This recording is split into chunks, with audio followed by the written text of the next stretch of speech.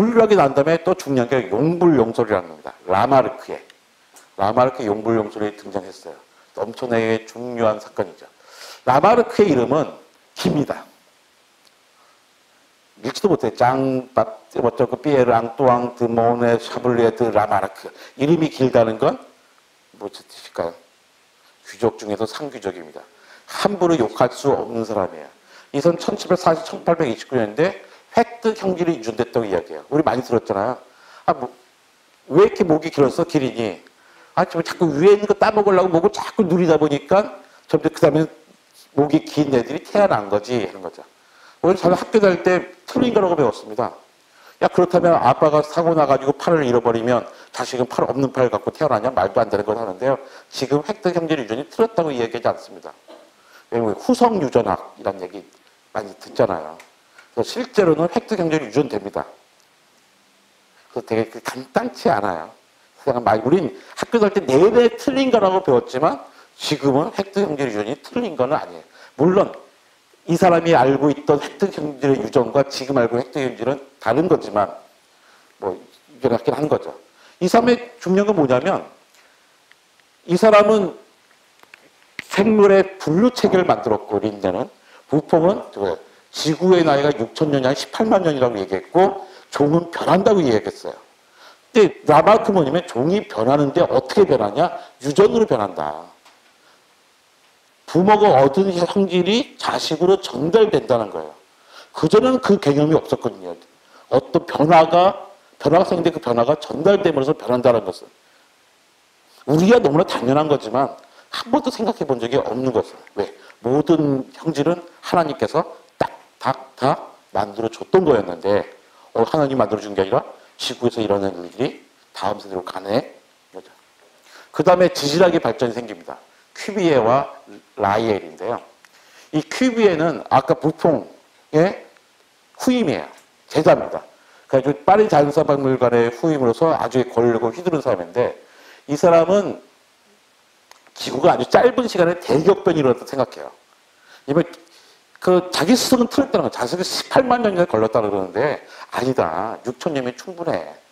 성경에 보면 노아의 홍수 나오잖아요. 대격변이 일어났잖아요. 이 대격변 때문에 생명들이 많이 죽고 이런 변화가 생길 수 있어. 지질학적인 특징이 나타나는 거야. 지질학적 특징하고 광도 바뀌고 단층도 생기고 하는 거잖아요. 노아의 홍수 때문에 생기는 거야. 그런데 그 과정의 대격변 속에서 생명이 진화해요. 어떻게 파충류가 어류가 되고 어류가 조류와 포류가 되고 포류에서 인간이 된다는 거예요.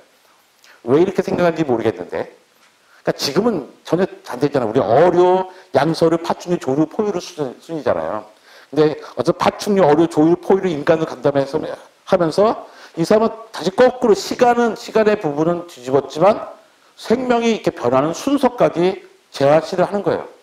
물론 틀린 이야기예요. 틀린 이야기지만 그 당시에 이미 변화에 순서가 있겠구나 생각합니다. 찰스 라이엘은 동일과정수라고 얘기하는데요. 어떤 시간이 무지 길다. 엄청나게 긴 시간 동안에 같은 현상이 자꾸 일어나고 침식도 나오고 풍화작용도 나오고 그러면서 지금 지구 같은 게 생겼어. 이 찰스 라이엘의 지질학의 원리는 찰스 다윈이 비그로 할 때 갖고 가요. 이 찰스 라이엘의 지질학의 원리가 없었으면 찰스 다윈의 종의 기호는 쓸 수가 없는 겁니다. 근데 마침 갖고 가고 여기 되게 오래 걸리잖아요. 중간에 다음 판이 나오면 다음을 또 배달까지 받아요. 근데 정작 재미있는 거는 찰스 라이엘은 시간이 아주 오래 걸린다고 해서 밝혔는데 진화는 종의 변화가 부인합니다. 그러면서 되게 자기 친구를 안타까워하죠. 그러니까 재밌어요. 누구가 이쪽 편은 맞고 이쪽 편은 틀린 게 아니에요. 이 사람은 시간이 짧다. 노아의 홍수에 의존했잖아요. 근데 이 사람은 긴 시간이 걸렸던 거 이쪽에서 맞는 이야기예요. 근데 반대로 또 진화 쪽은 이쪽에서 더 호의적으로 나오고 방향을 제시했는데 정작 찰스의 친구는 지성의 변화 가능성을 부인합니다. 나중에 저것도 되게 괴로워해요. 내가 왜 어떻게 찰스 같은 놈을 친구로 둬가지고 내가 이렇게 고생을 하는가 한단 말이에요. 예, 그 다음에 등장한 게 페일리입니다. 페일리의 자연신학. 되게 많이 들으실 텐데요. 이런 거예요. 길을 가다가 돌멩이를 만났어요. 돌멩이 만나면 그 돌멩이가 여기 있겠거니 하면 돼요. 아무런 생각할 필요 없습니다. 근데 가다가 시계를 만났어요. 시계를 만나면 우리 무슨 생각합니까? 적어도 시계를 만든 사람이 있겠거니 생각하는 거잖아요. 돌멩이를 보고서 창조주가 있다고 생각하지 않아도 돼요. 생각하기 더 어렵단 말이에요. 근데 적어도 시계를 본 사람이면 이 시계를 설계한 사람은 있다고 믿는 게 상식이잖아요. 시계 저돌릴 수도 없잖아요. 자, 시계를 보고도 우린 제작자가 있다고 생각하면서 왜 시계보다 훨씬 복잡한 딱정벌레나 나비를 보고서는 창조주가 있다고 생각하지 않니? 그렇게 생각하지 않을까? 라고 한 거죠. 나중에 이걸 또 논리적인 부인한 책이 그 눈먼 시계공이라는 리처드 도킨스의 책이고요. 그 윌리엄 페일리가 이거 논증을 하는데요. 찰스 다윈이 케임브리지 졸업을 할 때 반드시 봐야 되는 시험이 뭐냐면 윌리엄 페일리의 자연신학의 시험을 봐야 돼요. 그 통과를 해야지만 졸업을 할 수 있습니다. 근데 찰스 다윈이 이 시험을 무지하게 잘 봐요. 자기 할아버지 이레이워즈버스 다윈이 진화론자임에도 불구하고 케임브리지에 있으면서 이 사람은 전혀 진화론자가 아니고 어떻게 해요? 윌리엄 페일리의 후계자가 됩니다. 심지어 방도 물렸어요. 그래서 여기에 이제는 그러니까 불화학, 용불용설, 지질학, 그 페일리의 자연신학이 다 마련되어 있는 상태에서 이게 모여서 뭐가 되냐면 진화론이라는 게 이미 있었습니다. 다윈이 오기 전에 진화론이 이미 있었던 거예요. 다윈이 만든 게 아니란 거죠. 많은 사람들이 오해하십니다. 아, 진화론은 찰스 다윈이 만든 거 아니야. 근데요. 찰스 다윈 전에 이미 있었고 심지어 찰스 다윈의 할아버지인 이레이워즈 다윈은 정말 훌륭한 진화론자여서 진화론을 시로도 써요. 그러니까 이미 진화론이 있는 상태였고요. 진화론은 이미 와 있었고 다윈은 진화론의 세례를 할아버지한테 받다가 케임브리지에 있으면서 진화론을 다 버립니다. 그 이야기는 저는 다음 주에 자세하게 할 텐데요. 여기도 하나 더 중요한 요소가 있습니다. 바로 이거예요. 훔볼트가 없었다면 종의 기원은 쓸 수 없을 것이다. 누구 말이냐면 찰스 다윈입니다. 마침 그 앞에 이런 장치가 돼 있었는데 그 사이에 거기서부터 찰스 다윈까지는 거의 50년, 100년의 빈 칸이 있거든요. 왜 다른 사람이 아니고 찰스 다윈이냐. 그 빈칸을 채우는 사람이 바로 이 훔볼트입니다. 이 사람입니다. 훔볼트 이제 말년에 살던 집인데요. 자기 돈은 다 탕진하고 다른 사람들의 도움을 받아서 살 때예요. 그래도 그냥 자기가 어떤 책들 뭐 여러 가지 지도니 표본들이 있고요. 이렇게 하셨습니다. 근데 이럴 때가 아니라 이때는 그냥 강연만 하실 때였고요. 그때 활동할 때는 이렇게 잘생긴 젊은이였죠. 1859년 5월 6일 날 돌아가십니다. 1859년이 무슨 해였죠? 종의 기원이 나온 해잖아요. 그 해에 돌아가십니다. 어느 시기였냐? 1705년에 증기기관이 발명됩니다. 저 산업혁명이 한참 하고 있고요. 1750년에 피레침을 발명하죠. 그 토마스 제퍼슨이. 그다음 1714년에 산소라는 걸 발견합니다. 그러니까 그 전에 다 공기였는데 공기가 통째가 아니라 이 공기도 여러 가지 섞여 있다는 걸 공기의 정체를 알게 돼요. 1789년에 프랑스 혁명이 일어났고 1790년에는 천연두 백신이 생겼어요. 그 다음에 1799년부터 5년간 훔볼트가 아메리카를 탐험합니다. 근데 이 당시는 철학이 형이상학, 논리학, 도덕철학, 자연철학으로 구성되어 있었거든요. 근데 이 자연철학이 다른 철학은 그냥 고만고만한데 자연철학이 급속도로 발전해가지고 식물학, 동물학, 지질학, 화학으로 쪼개질 때예요. 그러니까 옛날에 과학이라는 건 여러 철학 중에 하나였는데 이거를 자연철학이 다양해지면서 한 사람이 다 감당하지 못할 만큼 양이 많아지고 깊어졌던 거죠. 딴 사람들이 많이 생각했습니다. 근데 훔볼트는 콧대 잘난 게 아니라 좋은 친구가 있었습니다. 이건 정말 운이죠. 독일의 바이마르라는 조그만 도시에 방학 때마다 놀러 가요. 그 도시의 술친구 누님의 괴테 실러가, 괴테 실러, 빌헬름 훔볼트 자기 형이고요. 이 사람이 알렉산더 훔볼트예요. 빌헬름 훔볼트가 괴테와 실러의 친구였습니다. 방학 때마다 엄마한테 안 가고 형인데 가지고 이 괴테 실러하고 같이 놀아요. 놀면서 얼마나 많이 배웠겠어요. 이 사람이. 근데 훔볼트만 배운 게 아니라 괴테는 더 배웠답니다. 훔볼트와 함께 하룻밤을 보내며 깨달은 것이 나 혼자 몇 년 동안 깨달은 것이 훨씬 더 많다고 이야기해요. 누가? 괴테가. 예, 그만큼 이제는 잘난 사람이었습니다. 광물학을 했고요, 그 당시에. 이 사람은 우리가 알고 있는 등원선 있죠. 등원선, 자기적도, 생명망, 숲이 있어야지 홍수가 안 나. 그걸 밝힌 사람. 그 전에 숲에서 시원해. 이런 거죠. 기후대, 온대지방, 한대지방, 이런 걸 만든 사람이에요. 그러니까 우리가 되게 당연하게 여기는 거죠. 등원선. 아, 등원선이 발견한 거야? 원래 있던 거 아니야? 한대교, 온대교 원래 있던 거 아니야? 누가? 이 사람이 만든 겁니다. 그전에는 없었던 거예요. 그전에 한대기후, 온대기후, 열대기후라는 개념이 없었어요. 이 사람은 부유한 가족에 태어났고요. 항상 중요한 겁니다. 부잣집에 태어납니다. 10살 때 아버지가 돌아가셔서 어머니가 양육하는데 어머니가 프랑스 귀족 출신입니다. 엄청나게 부자입니다. 그런데 이 두 아들을 아주 아주 억압을 해요. 그래가지고 이제 광물학을 전공해요. 그 당시 광물학이면 한때 우리 전자공학이나 하여튼 원자력공학 같이 그 당시 잘 나가는 학문이죠. 그 1796년에 어머니가 돌아가십니다. 그런데 두 아들 다 임종을 못했어요. 임종 못할 수도 있죠. 딴 도시 사니까.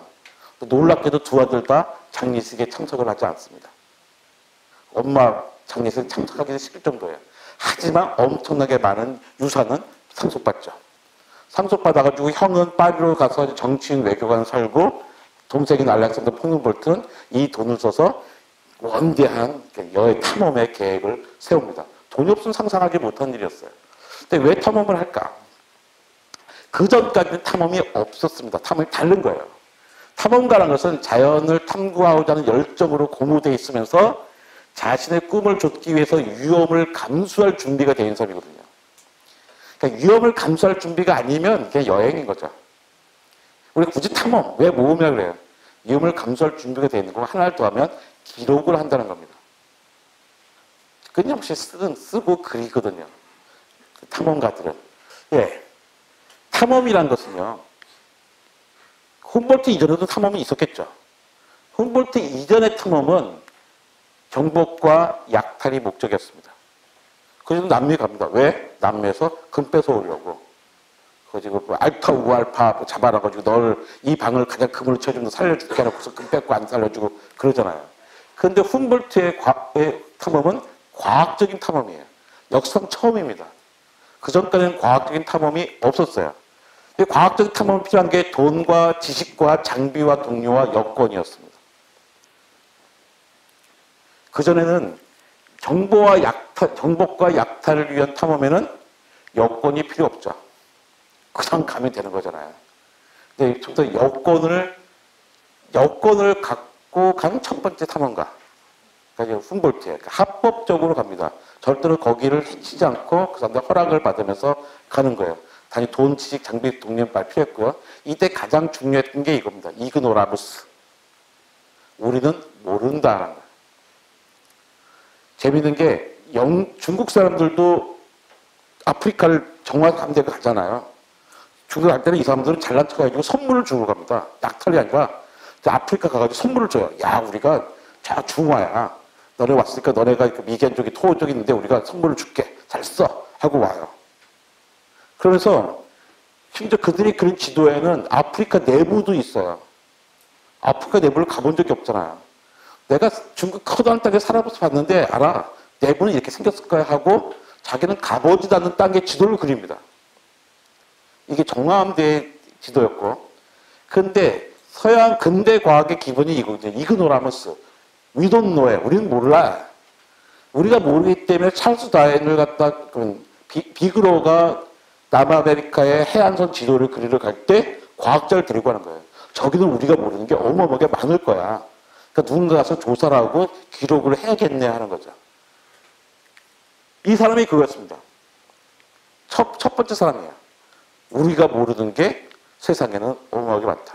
우리가 아는 세계라는 건 그동안 지중해난밖에 아니었잖아. 이 지중해난 바깥에는 어마어마하게 모르는 것들이 있어. 이 모르는 것을 조사하러 가야 돼. 하고 이제 갖추고 가는 거죠. 갈 때 자기 혼자 자기는 돈이 있는데 자기 돈 말고 필요한 지식과 이런 사람들이 식물학자이자 해부학자이자 외과의사인 봉플랑을 동료로 데려갑니다. 그래가지고 스페인에서 떠나가지고 중남미 지역을 쭉 돈 다음에요. 즉 다시 멕시코와 미국을 통해서 옵니다.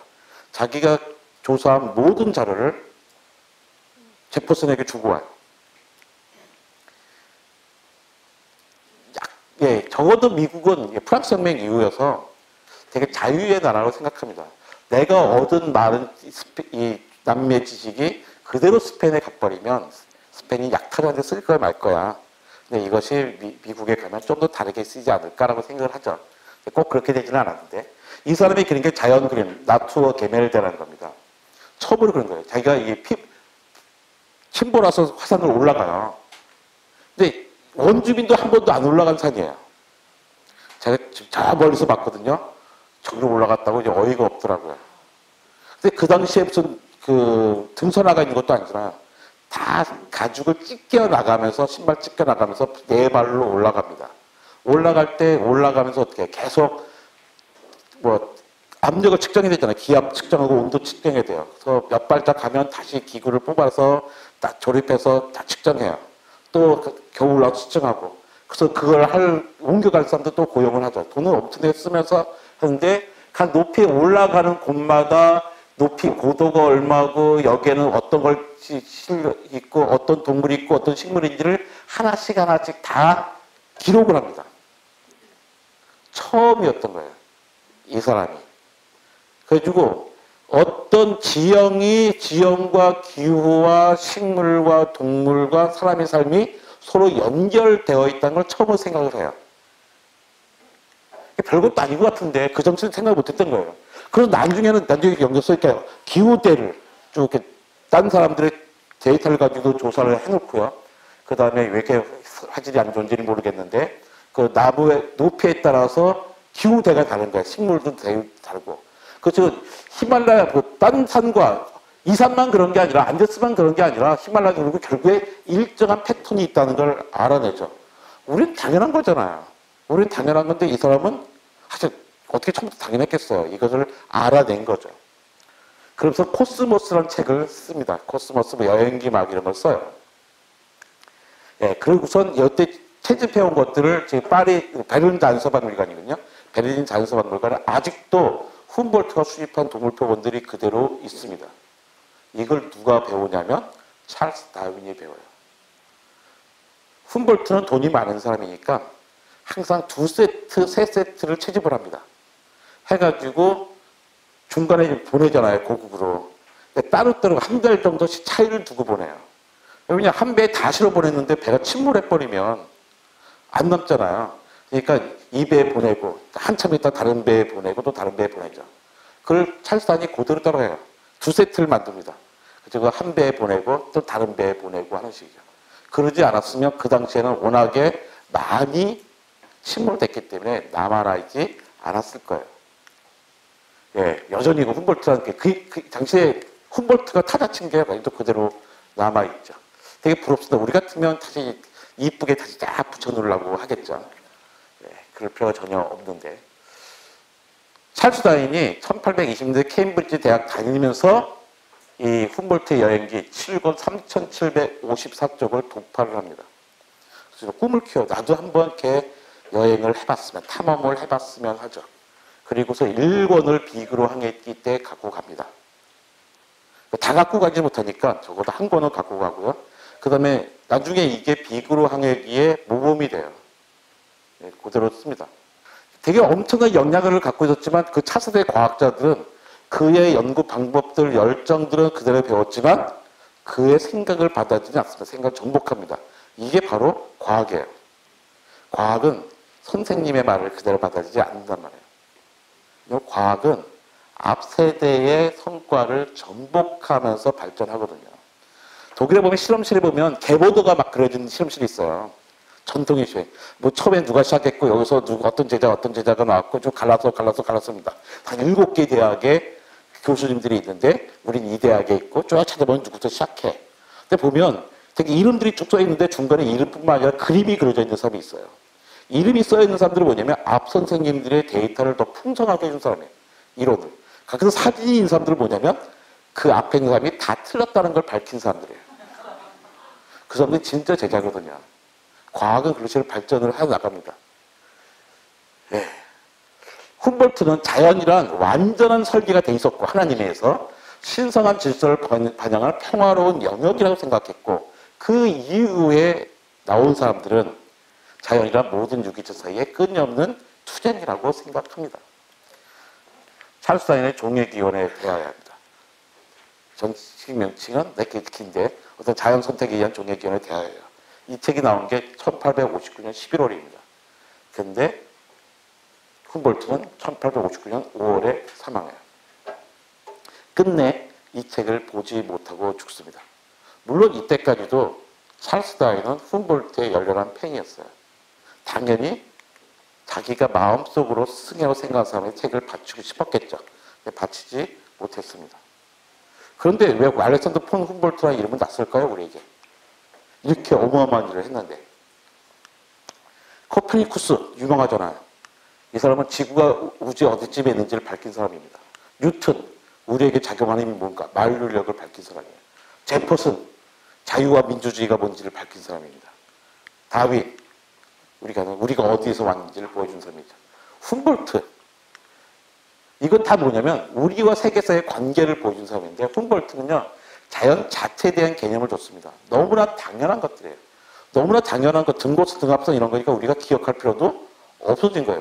논쟁이 없는 거거든요. 예, 약간 아쉽죠. 찰스 다윈이 훔볼트의 책을 읽습니다.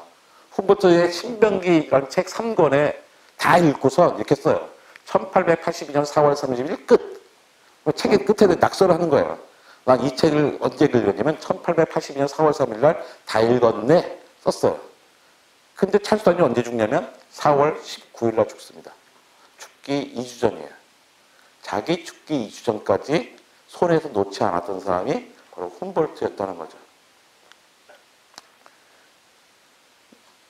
저기가 왜 훔볼트 없었던 비고를 타지도 않았을 거고 종의 기원은 생각하지도 못했을 겁니다. 제가 존경에 맞지 않는 찰스 다윈이 절대 천재가 아닙니다.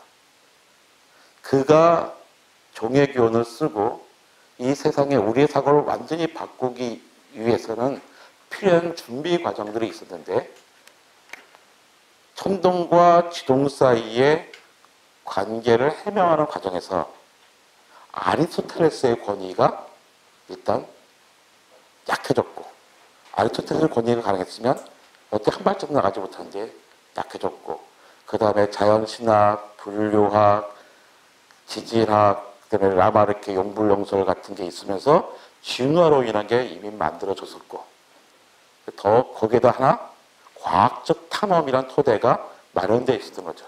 이때 마침 다윈이 있었는데 다윈은 아버지도 부자였고 자기 엄마네는 더 부자였어요. 그래서 돈 걱정이 없는 사람이었습니다. 제가 다윈의 마지막에 살았던 집이 지금 박물관으로 되어 있거든요. 거기 가서 봤던 그 아주 인상적인 그 문구가 있어요. 그러니까 다윈의 집을 다윈의 박물관으로 만들었으니 다윈은 되게 우상화시키고 싶을 거 아니에요. 근데 쭉 보다가 마지막 방에 딱 써 있습니다. 찰스 다윈은 단 한 번도 생계를 위해 일해본 적이 없다. 이 방에서 다 여기까지 온 사람 찾아가기도 어려워요. 여기까지 찾아온 사람들은 정말 다윈들 좋아하는 사람이죠. 아, 방 봤으니 얼마나 다윈이 멋있고 좋죠. 근데요, 감동은 충분히 받을 것 같아서 한마디 하겠는데 다윈은 단 한 번도 생활비를 벌려고 일해본 적이 없는 사람이에요. 여러분과는 다른 사람입니다. 라고 이야기해 주는 거죠. 그 누가? 다인의 후손들이 써는 거예요.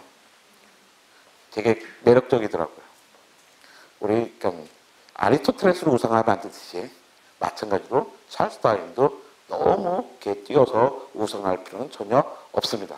되게 우리랑 비슷한 사람이었고 되게 운도 좋았고 계비도 돼 있었고 하지만 그 시대에 많은 사람들이 아니라 찰스 다윈이 한 거는 찰스 다윈의 역할인 거죠.